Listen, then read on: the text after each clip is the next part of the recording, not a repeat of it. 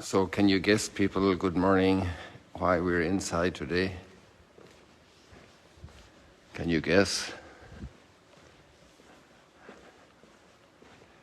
I had a little apology there. If there were any people connected at the very beginning, the phone flipped out of the gimbal and fell on the floor. So I just cancelled, deleted, and restarted. So you can see here why we're inside. It's raining heavily, thankfully. And we're going to be inside today. It's going to make things a little easier to operate. We're here behind the boat altar. Not too many people get to be here inside behind the boat altar, but you do this morning. And there's a cutout here so that the person who is proclaiming the readings, the first and second readings of the Mass, the Psalm is sung, and then the Gospel is proclaimed here, and then the view is out there to the whole congregation. And we have been through a little bit about this whole architecture and art. So I'll just let you take it in as we ponder the readings today for Sunday. And these readings are very interconnected. And there's a huge treasure of love to be unlocked. It's really a major drama. Probably, it is, not probably. It is the greatest drama ever. That's my judgment, okay? I'm not forcing that on you. But the more you get into the sacred scriptures and the history of humanity and the current situation of humanity, the more you realize we're dealing with the core drama of existence. And that's amazing. And we can touch in a sense, the time just by opening this window. You won't touch it, but you can see it. Let me go over to this one. It's better probably for more angle. And we open here. And we're looking out into the port of the first century Magdala. And there's also usage here of 2nd and 3rd century according to the archaeologists. And there's a piece just below us that is the Franciscan piece. We've often commented on that. And we've also commented that fish is being exported to Rome according to ancient authors like Strabo and Pliny and Cicero and Flavius Josephus. And so it's connected to the whole world.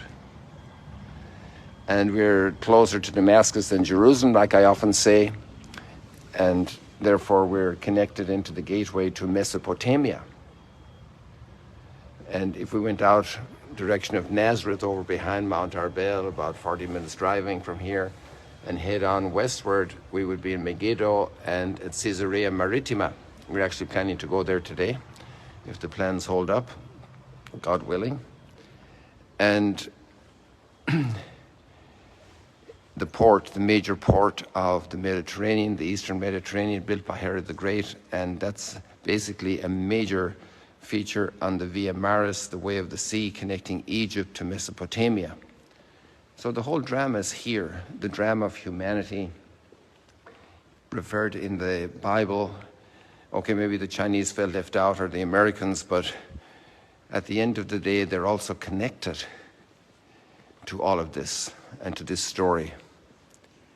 So this is a major drama. And today we have a thread that's very important.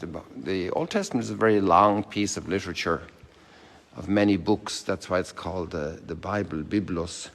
You know, it's a library from many centuries. And there are lots of stories. There are certain moments when there's a key line that's kind of a thread that opens up a lot of understanding. It's a kind of an anchor point for the people to understand. And so the line is in chapter 18 of Deuteronomy. It's verse 15. And Moses is saying to the people that God will provide them a prophet like him.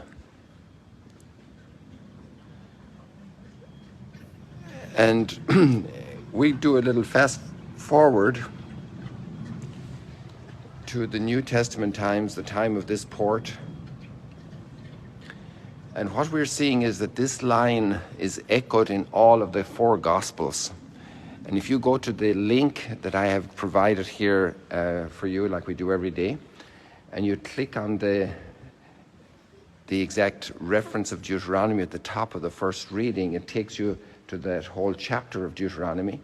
And there you can see a list of the locations in the Gospels and the Acts of the Apostles. So there's 5 different spots listed where this text comes into play, that he will send a prophet like me. But it's not just those specific texts, it's actually the whole story of Jesus is cast as the new Moses. And particularly in the Gospel of Matthew, many experts read the Gospel of Matthew as a new Pentateuch. The Pentateuch, the 5 books of Moses, because he's a new Moses, and the way the scene of Jesus at the Mount of Beatitudes giving that major address is cast in a way in continuity and in contrast to Mount Sinai. So that's the major, let's say, the major key, the major thread that's picked up here in Deuteronomy. And then we fast forward to Capernaum, which actually, when there's clear weather, I can show people out through here, and we can see it right across there and the other side. And we can actually see the house of the white church of the Greek Orthodox, because it stands out more clearly. If it's a clear day and the trees aren't covering the spot, it's right over I'll show you right there in that direction. Okay? And there in Capernaum, Jesus is in the synagogue, and he casts out a demon. And the concept that's particularly dealt with in this reading is the power and authority of Jesus to cast out demons. Demons are much stronger than human beings. Demons are spirits. And the teaching is that they are fallen angels. They have extraordinary powers and knowledge, and people are rightly scared of them just straight off. And demons cause a lot of damage. And in a certain sense, we're already with this fact also connected to Genesis chapter 3, where we have the first ruin of the human story, the major drama of humanity, the major ruin of humanity with the loss of paradise. And we still echo that loss, we resonate it. And the one is the great deceiver. And with the deceiver, you don't enter into dialogue, you don't seek contact, you avoid contact. And many people today play with the occult. And others, even more seriously, are engaged with the occult. And today there is more than ever a rise in the ministry of exorcism, which Jesus also gave to his disciples. And that is obviously a very, very special ministry that is a whole theme in itself, how it needs to be exercised. How exorcism needs to be exercised. It's nothing to play with. It's the serious work of salvation. But that might sound like the movie The Exorcism, but actually we pray every day when we pray the Our Father, deliver us from evil. And evil isn't something that is only in the worst public leaders who indulge in great violence, or the drug lords, or the great cheaters, the people who try to put a virus in your computer or who try to get into your account and steal your money and give you fake deals. This is a very interesting presence of Satan, of the demons in humanity, in the life of humanity. And very sad, very destructive. And here Jesus shows an extraordinary power. And the conclusion the people have is that nobody hears anybody speaking with such power and such authority. He speaks with extraordinary authority. And we're at the beginning of the gospel, so Mark still has a lot of time to present the mystery of Jesus. And he's doing this piece by piece, bit by bit.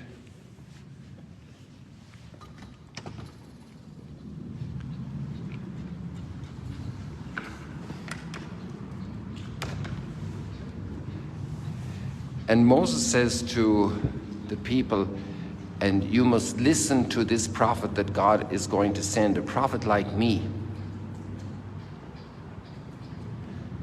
To listen. So when we start listening to somebody on a regular basis, they are an influencer in our terms today, but we become disciples.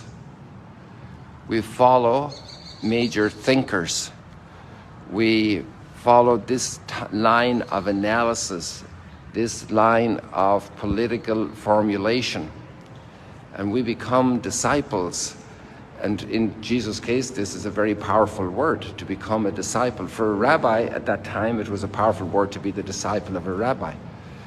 Paul says when he was Saul, he was a disciple of Gamaliel in Jerusalem, a major teacher. And to become a disciple of Jesus means to enter his teaching, to understand it, to receive it. But there's another aspect. There's the power, the authority that Jesus has. And we're invited into the mystery of Jesus. Some people don't understand consecrated life. And actually, this is the fruit of listening to Jesus. It's a calling, and a calling is something you hear. You don't see a calling, you hear it. And Jesus addresses words, he speaks to us, and we answer. And so here we have the calling to discover the love of God who redeems us, and to discover this extraordinary love, a treasure of love. This is the great, great, great, great gift, to enter the treasure of love, not to be a slave, not to be enslaved, not to be under the control of spirits, to be free to love. Love and freedom are very interconnected. People who are free love. People who are, the act of love is an act of freedom. Even if we were in jail, if we were in a concentration camp, we can still love because our inner freedom is given to us. This is the greatness of the human being, to be able to love. And the flowering of consecrated life, which Paul deals with in the second reading today about marriage or being consecrated, is actually discovering a huge treasure of love. If we go to a healthy case of a relationship between a man and a woman who fall in love, and it's true love, and we can see that when we see 50 years of marriage, when we see 25 years of marriage, 40 years of marriage, and all the history that's involved. True love. Not infatuation, not lust, not money in the middle of it. True love, the calling to true love. And these are two great pathways of living consecration. Consecrated in married love and consecrated exclusively to Christ, which is the theme of virginity that Paul is addressing. And then that we are free to do that we are able to do that we have the capacity to perceive that love and enter into it. These are great themes. I hope to do a little bit more about this this morning at Mass. And somebody was asking for the access to the thoughts at Mass. So the Mass is live streamed every day, but actually there's a podcast available in the Magdala YouTube with the daily homilies, where we usually approach the readings very often in a different way than in the live stream in the morning. So that might be something that would interest some of you. So let's leave it like that for today. And we wish you a very blessed Sunday wherever you are, and that you will have a wonderful experience with your family, a day of blessing, a day of freedom, a day of true love, a day of renewal, and a new week ahead of us. God bless you. See you later, alligators.